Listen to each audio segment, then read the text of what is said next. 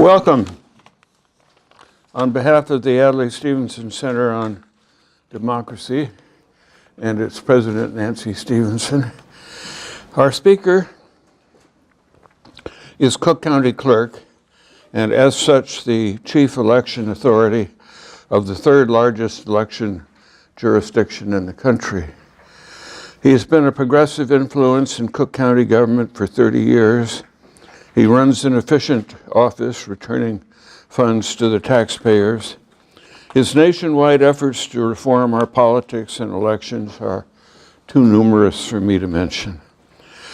A former alderman, he served as vice mayor under Harold Washington, taking over as mayor after Washington's death and during a very turbulent time in Chicago politics.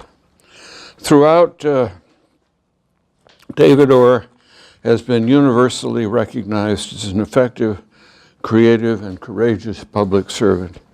He served as an assistant professor of history and urban affairs at Mundelein College. He received his undergraduate degree from Simpson College and a master's degree in American Studies from Case Western University. Would that our struggling politics had more David Orrs. It's an honor to give you the one and only David Orr. Thank you.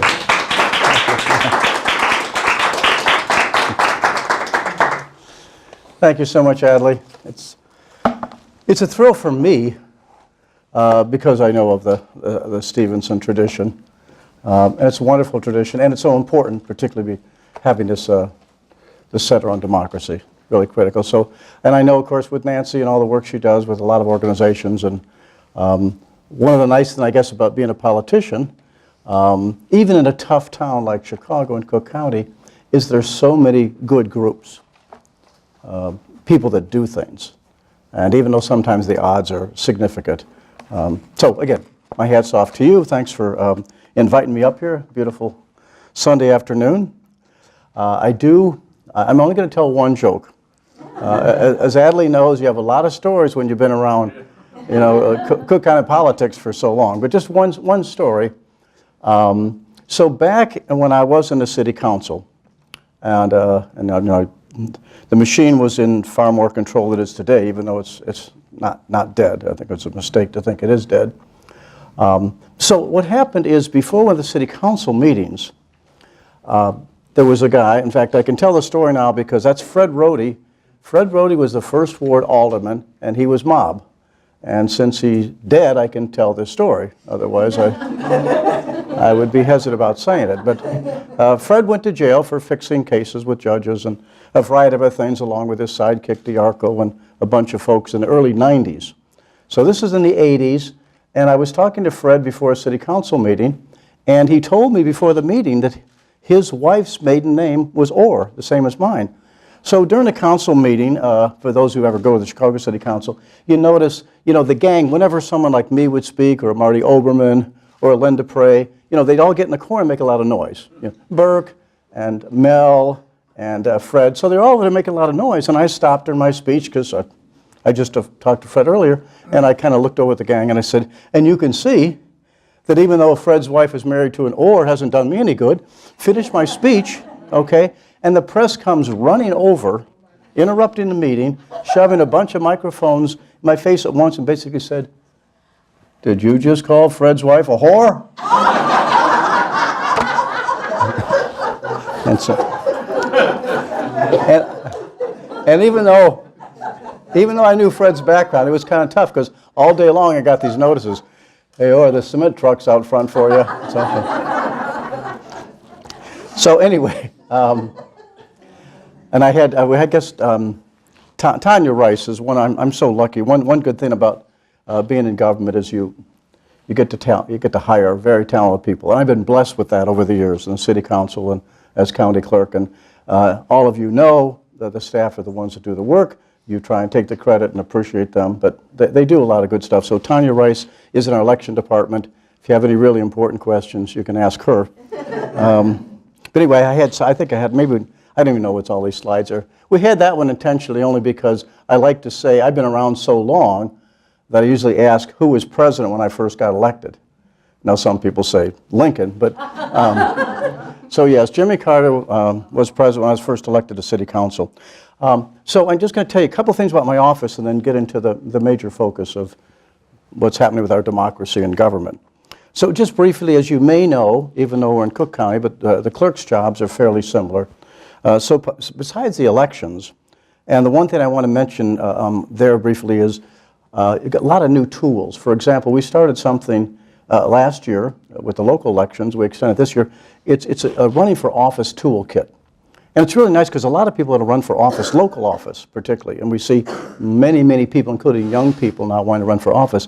But it's an electronic toolkit so that you can understand everything you need to know and all online.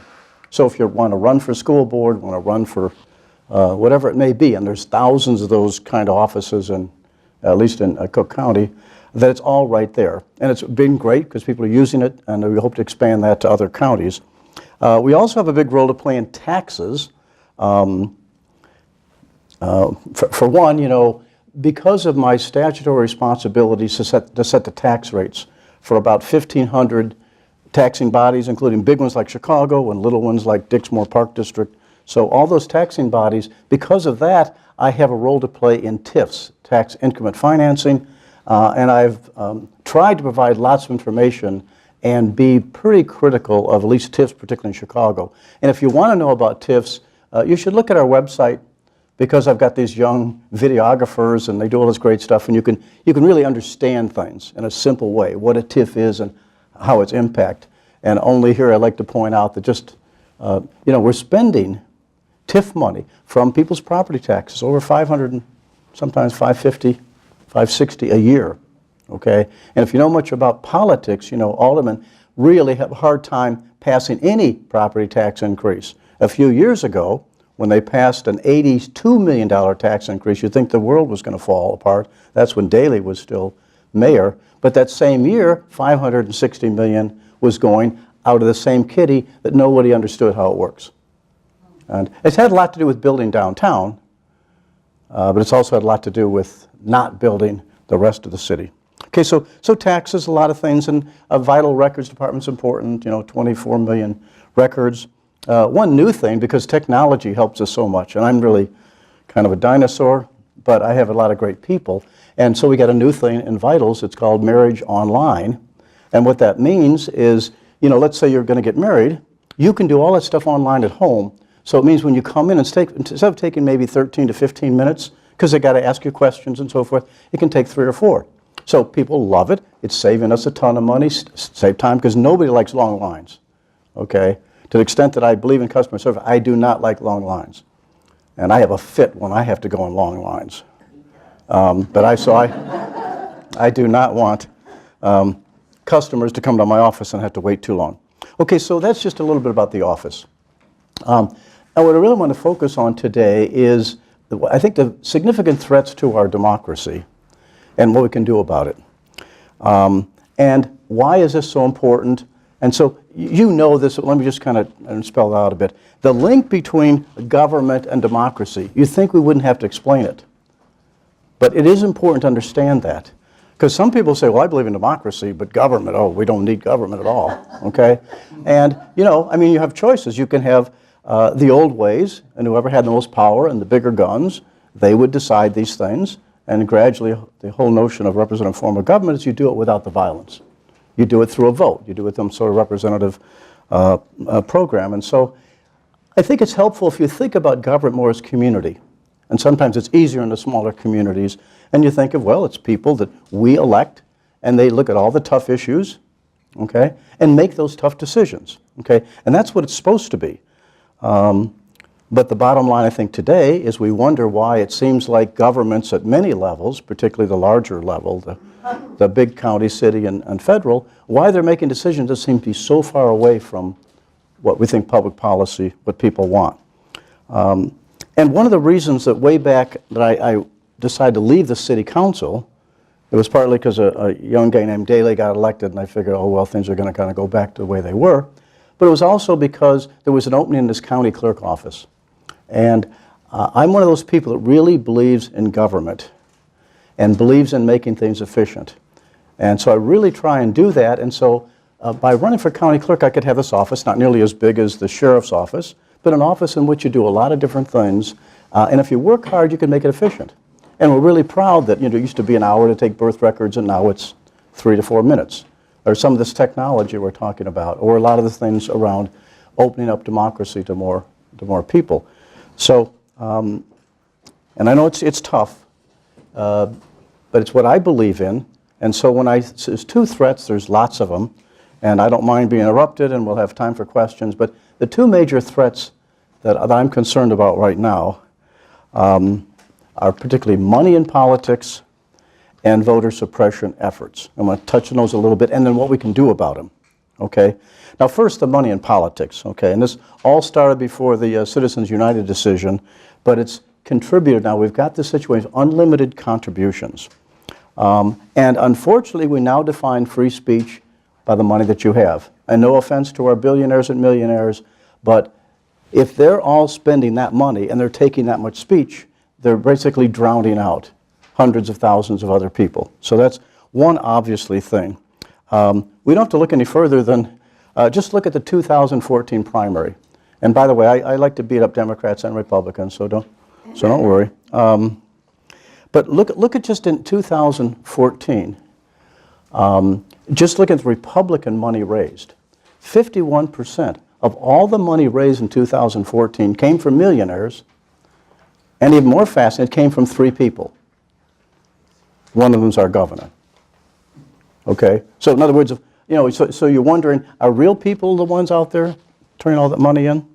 Okay? And unfortunately, this is becoming the normal in politics. What's also relatively new, there's always been, you need to build power, okay?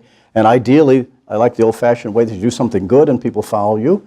But now what it is powerful people accumulate enormous sums of money, R&R, Rahm and Rauner, 2 examples, so that's a little bipartisan, accumulate amazing fortunes of money, and they use those to keep either aldermen in line in the city or state legislators in line. And you know these people. There's a lot of good people that want to do a good job, but when you know someone is going to spend $400,000 or $500,000 against you, and they can threaten you, and that means how do you raise all that money and run a decent campaign and so forth. So that's another new element. Okay, you may not have as many precinct captains, but that power of the kiddies, and they brag about it. Both R&R brag about how we will crush you. Okay, not always publicly, but they do. So it does take a lot of courage to go the other way and do what they might consider to be the right thing. And just touch briefly on a couple other things in terms of our money in politics. First of all, it's harder and harder to get good candidates.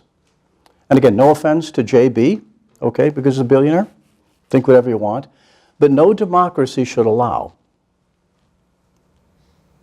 commercials a year and a half before an election. Unlimited commercials a year and a half before an election. Because, okay, any one of you, can you do that? Do you got $1 billion so you can be up on TV saying how wonderful you are for a year and a half before an election? Is that free speech, or are we going over the line? I don't think you can have a democracy and survive on that. Because it used to be, the Democratic and Republican primaries in March, and an election would start in September. Well, look how far we've gotten from that. And now it's every day can be another use of that kind of money. So the other thing you get then is the long campaigns. You get a lack of sometimes as good a quality candidates as we could. The long campaigns are dangerous. Nobody else in the world does that. Okay? And I hate to say this, and maybe the center has studied this, but you compare many European countries that might have a 4 to 6 week election, and their knowledge of the issues with Americans who've had a year and a half. They had a year and a half for president, and now they're going to have a year and a half for governor. And let's see whether or not that time allows us to learn that much more about the issues that might affect them. And finally, what happens in all that time, and where does all that money go? Most of it to really nasty commercials. Now, you see the opposite, all the ones about how anybody that knows media knows you can take the biggest scoundrel in the world and make him look like the most wonderful person in the world, and the opposite can happen. But the danger is, where the truth to these campaigns? I'll just use one example, because we're out of Cook County, and I happen to want to dump our current assessor, who I think is doing a terrible job. And so there's a young person running against the assessor, and he's labeled all over public TV as a Republican. Of course, that's not too good in Cook County. Well, his mom worked for or his grandmother worked for FDR. His family worked for Harold. The only money he's ever given is to people like Barack Obama. He's been a lifelong Democrat, but it's nothing in our system that says you can't put up and say he's a Republican or that he did this or that. So you have to think of the impact. We wonder why. We do all these things to make it easier to register and vote. Why aren't people voting the way they can? There's those who want to see fewer people participate are right. You confuse the issues, you get all this negativity in there, and people will follow suit and not participate. So I do think all these things with the money, the long campaigns, the nasty commercials, we don't have any way to regulate them. We hope the media tries, okay, truth, whatever, but it's very difficult.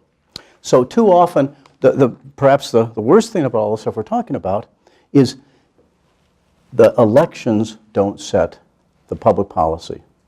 I often say this, you know, people, they go to vote on election day, they go home, they're proud, they're happy, they go home, and the next day all the lobbyists come in and other people, and they set the policies, okay? So we know that. We know there has to be big changes. So let's talk about some of the good stuff, okay? It's not all doom and gloom. For example, one thing that's going on, it's very difficult to do these things because of the court, and the court's definition of speech depends on the amount of money you have. So it's hard. So one of the things that came up in Seattle was what they call democratic vouchers. And of course, this is it's like public funding. So every resident of Seattle is given 4 $25 vouchers, and they could give those to the candidates of their choice for local elections. And the first time it was actually implemented, both a primary and then in November 2017. Some of the results, and again, there certainly can be criticisms of it, but you did find a more diverse group of people participating in giving money in these local elections. You found the incomes below $50,000, the donor participation was up 14% compared to 9% before. You also saw twice as many people under 25 participating in that.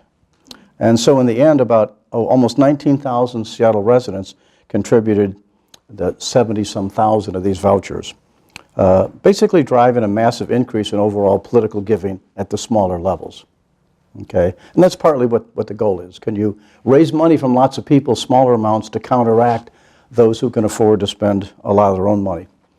Another very serious problem is dark money. Okay, we talked about the court and unlimited money, but the dark money is extraordinary because you don't know where it comes from. Okay, I have a feeling, you know, that people talk about the coal miners and so forth, and I wouldn't be surprised at all sorts of campaigns, okay, to do away with the horrible regulations in the coal industry are being paid for by the coal companies, but of course what they put under there is Citizens for a Cleaner, you know, West Virginia, okay? So California is trying to tackle that problem.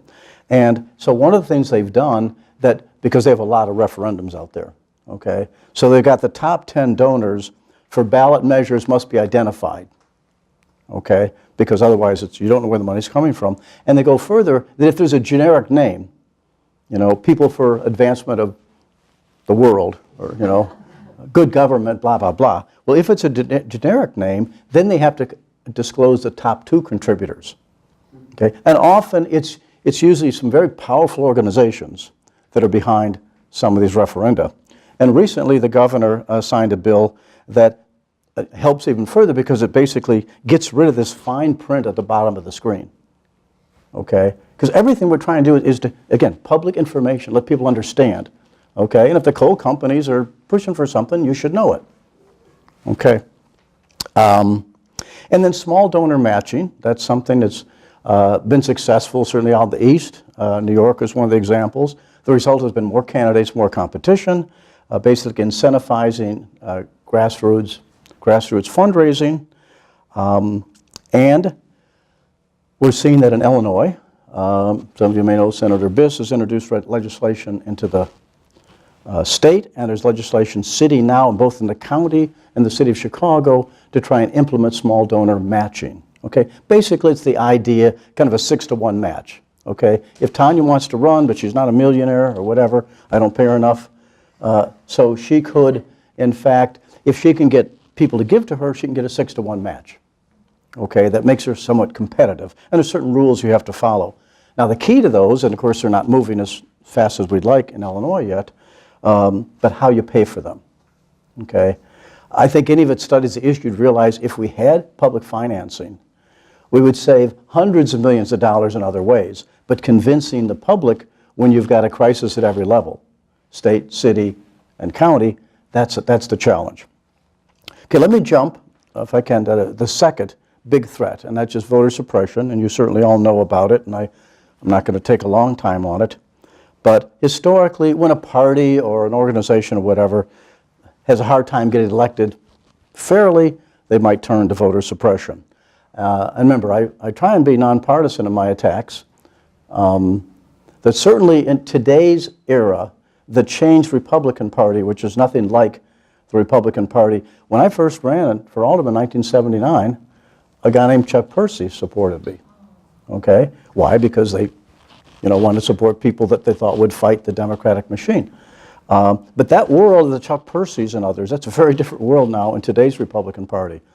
At the same time, for people like me in Cook County, we're fighting a machine-type politics that is not right-wing, but it's certainly not efficient in terms of government. And there's too much corruption, too many, I'll take care of you, you take care of me, pay to play. So way back, for example, when you're trying to fight against suppression, just to tell you that's not just current, I remember when I had to go out to Cicero in the early 90s, because Cicero's always been a problem, as you know, but the Cicero police were arresting people for registering people to vote. Because at that time, Cicero was a largely white community, and they're extremely nervous about the Latino infusion, and so they'd arrest people at registering. Okay, and of course, they weren't doing anything illegal. Or other times, I mean, 8 years ago, maybe 7 years ago, at some point I had to, again, go to Cicero and spend a lot of time because the mayor of Cicero has hired, 67 Chicago cops off duty with weapons and put them in all the polling places in Cicero. Okay? They had no legal role. They were just there with their guns showing and like a little indication you mess with the wrong people and, so there's things like that. So it's not just Republicans or Democrats. It's basically thugs and people that unfortunately have to cheat. So you all know about voter suppression. I'm not going to go into all that. All the different types, of course. The voter ID requirements, again, if you look carefully at this, you may say there's nothing wrong with having a voter ID. And in the long run, there may be nothing wrong with it. But for example, in like Texas and North Carolina and Pennsylvania, when you pass a law saying now that 800,000 people in 3 months have to change the way they have their registration or they can't vote, it's a little different. So if you look behind these things and you look at the motivation, you find enormous problems with it. Okay, I'm not going into much detail, but I love to talk about Texas because Texas does everything wrong. So Texas is so absurd in their voter ID laws that you can be a student, because that's one of the targets, right? Okay, minorities and students particularly. You can be a student and you've got my ID, the State Department of Education. That's no longer any good. You can't vote with that. You've got to go get a new ID. On the other hand, if you've got a gun registration, in fact, if in fact that crisis hadn't happened in 2000, we'd have a very different world today.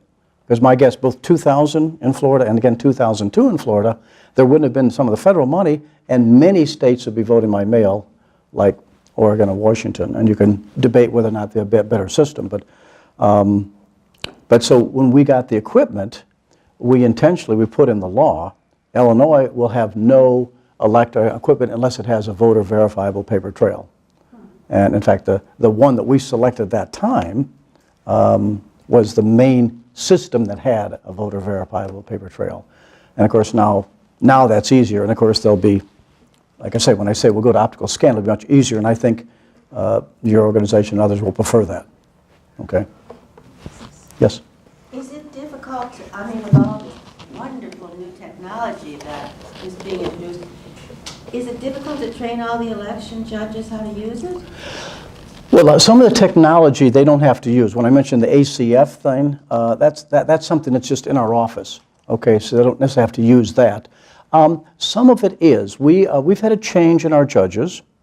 We have a lot more of the students and young people that kind of get it instinctually, and you'd be surprised how many older folks are, they're shopping online, so they're beginning to get that. So, see, we take it seriously without criticizing others. There's a lot of places where you don't have to pass a test to be a judge, okay? You have to pass a test for us. Now, I will admit there's some people that don't actually end up going to class. There's always, when you got 10, 15,000, there's always going to be some slip-ups. But we're having more sophisticated training. We do a lot of online training so people can work on it at home and they can, they can overcome some hurdles they might in a group where they don't quite understand it. So the bottom line is people are understanding that. It's not that, for the judges, it's not that technologically demanding. But there's just a lot of rules and regulations. And that's what's hard when you've got all the voters and so forth. But one of the ways we deal with this is we have something called an EM. So a normal precinct might have 5 judges.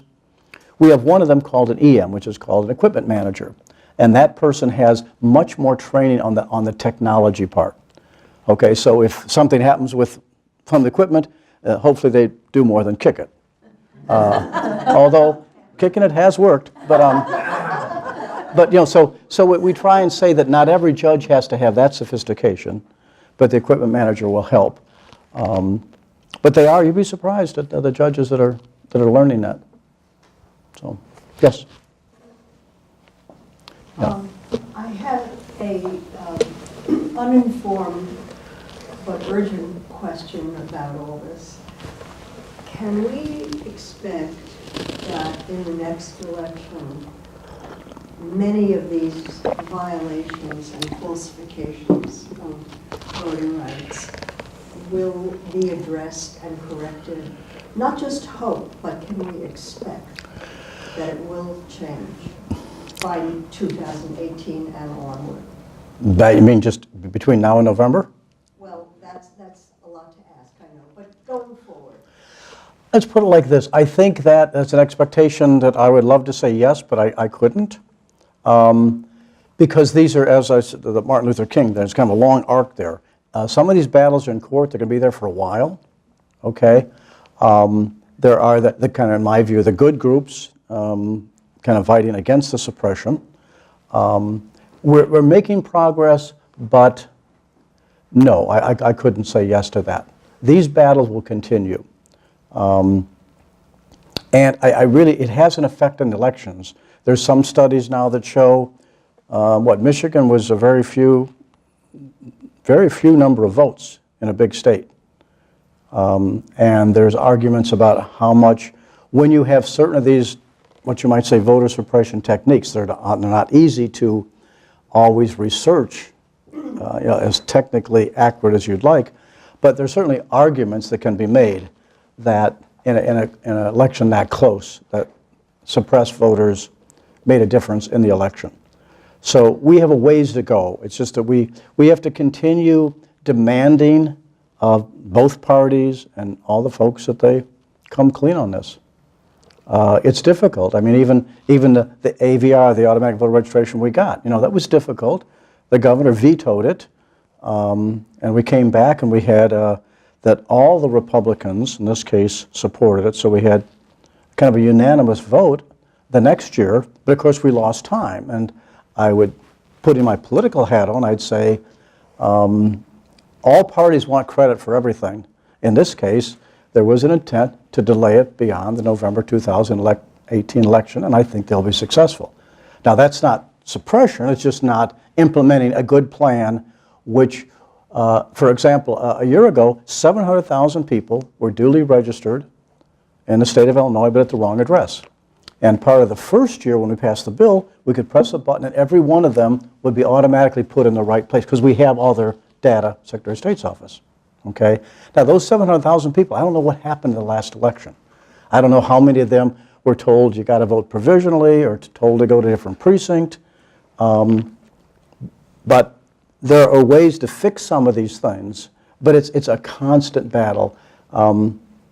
Elected officials, in some ways, pay more attention to this than anything else, because this is the heart of getting elected and reelected. And there's a colossal battle going on throughout the country on these things.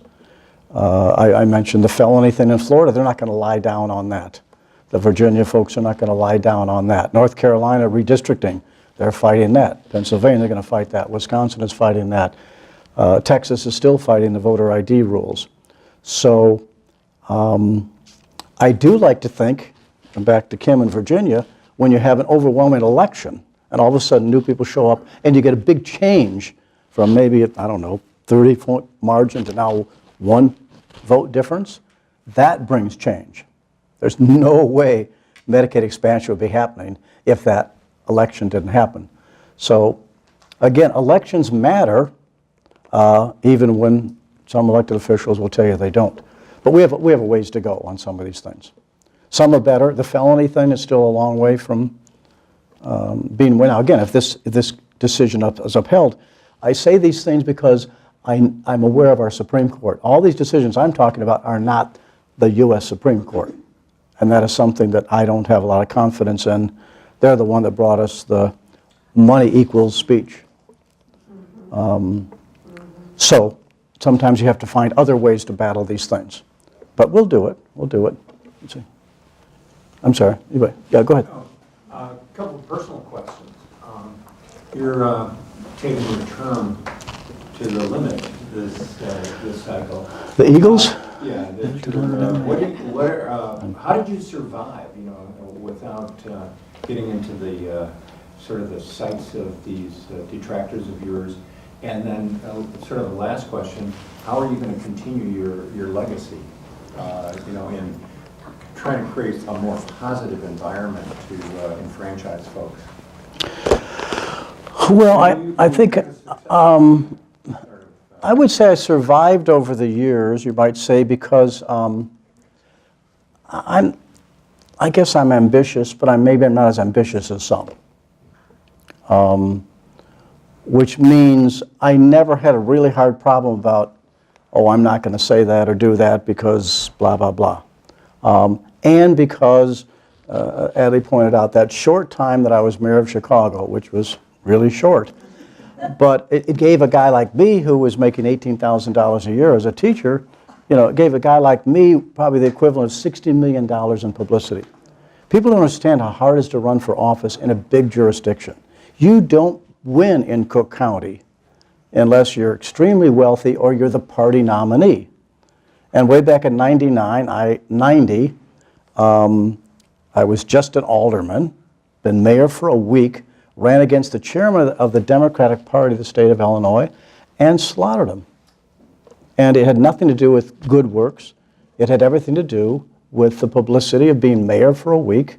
And fortunately for me, most people think I did a good job in that short time. So that has allowed me, the Democratic machine and I are not friends. I am trying my best to defeat Berrios as assessor, who I think is a disgrace. And he's chairman of the Cook County Democratic Party. I'm hoping to take down Ed Burke and a whole bunch of other names that you might know, because while I may despise some of what I think of the way right-wing Republicans, as opposed to some of the good Republicans in the past, at the same time I despise what some of these, what I call machine Democrats, are doing. It's not easy. You're not invited to all the places, and there's people, if they can, they'll wipe you out. Not that I like to talk about it, but you might have seen Tony Preckwinkle called me some pretty vicious names recently, and I've gotten along with Tony. I think Tony does some good things, but I think Tony is way locked in with Berrios, and I think that's a mistake. For those of you up here, Berrios is a Cook County assessor, and he's come under pressure for 1,000 things. We're getting a multi-million-dollar suit for the way he does the assessments. He never follows the rules. Everything he ignores, the ethical rules and everything else. He's got more relatives on the payroll than I could count. Old school stuff. But I don't know why Tony has such a commitment to him. I've always wondered about that. I thought I was kind of a reformer. She was a reformer. And if we all walk in the room, she'll look at me, hey, David, Joe Barrios. And I've never quite got it, okay? But when you fight those people, you pay for it. But for me, I'm a lucky guy. People are very nice to me. We went dancing last night. Everybody was so nice to me, you know? So I'm a lucky politician there. As to the future, I really don't know. I just figured it was time to kind of pull the plug and not be a candidate again. I don't have a lot of regrets there. I do plan to hopefully have a voice. I mean, ex-politicians don't have a lot to say, or at least they might have a lot to say, but usually people don't want to listen. But I don't. I mean, it used to be when I was a professor, I thought I knew so much more than the politicians I had in my class. Nobody cared. As soon as you're elected to office, somehow you're supposed to know stuff, which is not particularly true. But I'm not sure. I may write a few things, or with help, get them written, and maybe I do a radio show. But I'll probably want to stay active. And I'd love to move politics to what I believe is more progressive and transparent and open. And so I'm not sure how I'm going to do any of that yet. My wife's going to help me with that. So she's a great organizer, or Jackie can help me with that. So yes. Could you comment on where the redistricting in Illinois stands now? It doesn't stand anywhere now. I mean, maybe you guys know more than me. In other words, there's been attempts at redistricting in Illinois, and they've been shot down by the courts. It's very, very complicated because sometimes people, they don't want to just get this far, they want to go this far. And in doing so, they get things into the very complicated legal process that the courts rule down. It's all going to come up again, okay? The only thing I'd be careful about, okay, I mean, I know all the things we say, we don't want politicians setting the blah, blah, blah, we have people. Well, there's no such thing as a neutral person, okay? Everything has influence, okay? Okay, so I do think we're going to do better. I mean, I think we can do better. I'm not sure how the coalition will go about it. I'm assuming it'll be back for the ballot in 2020, corresponding with the presidential election. And maybe some of these other court decisions, even though they're on the congressional level, could have an effect on Illinois and the state stuff. So it'll come back. And there may be other things. Again, I certainly don't want to stand here and predict Mike Madigan's demise, okay? Because you can say a lot of things about Madigan, but also every one of those reforms would never happen without Mike Madigan either. So you can say all the bad things you want, which are true, but all those things that we've been able to pass, he was not opposed. Sometimes it took 2 or 3 times. But I think there's going to be changes at the party leadership, which may have a bigger effect on that than the courts. But I think we're going to get there. My concern is whenever we talk about redistricting, we've got to be careful to make sure that we don't do anything to reduce minority participation, because that's always my big concern there. You know, we'll talk about some of these maps that are just crazy, okay? But on the other hand, you take Luis Gutierrez, the Congress and district and so forth, but on the other hand, when you're trying to say you've got 30 or 40% of the Cook County area now that might be of Latino background, and they have the right, ideally, maybe to elect someone to Congress, well, how do you do that? Okay?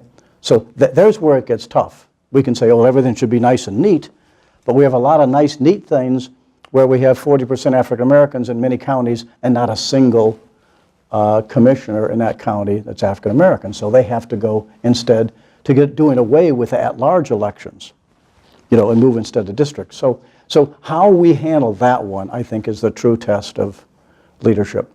But I think it's going to change. So, is that it? Well, I remember, you remind me of my first vote in the United States Senate. I was very excited. I took my seat in November 1970. And the roll approach got closer and closer. And it came to Stevens? And I said, aye. And then it said, Stevenson. I said, aye. Thus did I cast 2 votes on my first roll call. And Barry Goldwater got up and said, you know, that's a pretty good start for a Cook County boy. That was before David Orr's time. Yes, sir. But David, thank you Well, thank you, Adlai. for an encouraging, illuminating speech. And you've got to stay with the battle. And one way to do it is with the Adlai Stevenson Center on democracy and our glad to. agenda for political reform, which touches on all of these subjects Exactly and many, right. many more. Very, very, very, very comprehensive. We're putting together a nationwide coalition to support this very comprehensive agenda. And we invite you all to join his battle. Thank you, David. I'll keep doing what I'm doing if you keep doing what you're doing. Okay. You can find it on the website. Thank you. Thanks, David.